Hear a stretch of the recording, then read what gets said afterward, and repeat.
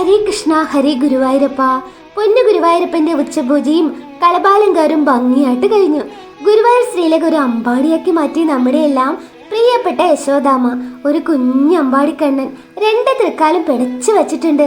ആ കുഞ്ഞു പാദത്തിൽ പൊന്തലകൾ ചാത്തിയിട്ടുമുണ്ട്. പട്ടുകൊണു കൊടുത്തിട്ടുണ്ട്. മണിക്കിങ്ങിനി പൊന്നരഞ്ഞാണം കുഞ്ഞി കുമ്പയോട് ചേർന്ന് എത്ര ഭംഗിയിലാണെന്നോ പറ്റിക്കിടക്കണേ. കഴുത്തിൽ മുല്ലമുട്ടുമാല, കഴുത്തിനോട് ചേർന്ന വളയം പോലൊരു മാലയും രണ്ട് തോളത്ത് സ്വർണ്ണഗോപിയും കൈവളകളും തോൾവളകളും ഒക്കെ ചാർത്തിയിട്ടുണ്ട്.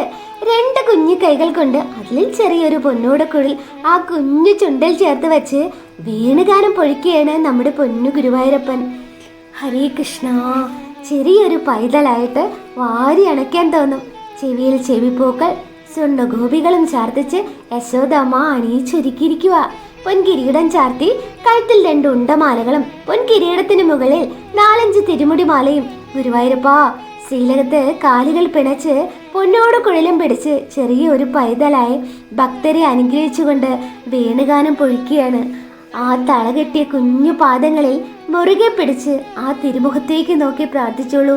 ഹരേ കൃഷ്ണ ഹരേ ഗുരുവായൂരപ്പ ശരണം.